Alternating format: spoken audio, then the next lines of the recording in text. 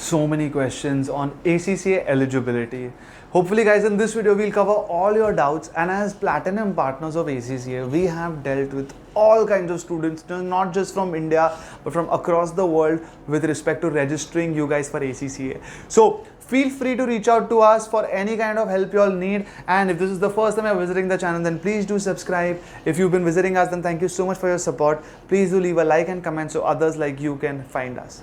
Okay, quickly, if you see the ACCA website, it will say that for an Indian candidate, you need to have cleared your grade 12 and you need to have secured 65% in English and in accounts or maths, along with 50% in the other subjects. So if most of you guys actually fall within this criteria, so if you fall within this, it's simple, not much that you need to know. You can just register for ACCA.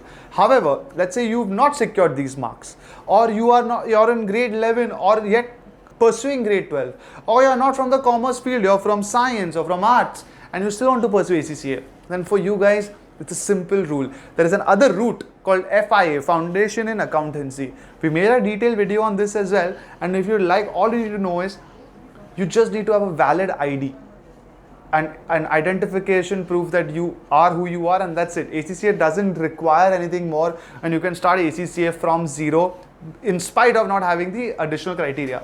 How to do it, we will help you out, so don't worry about those details.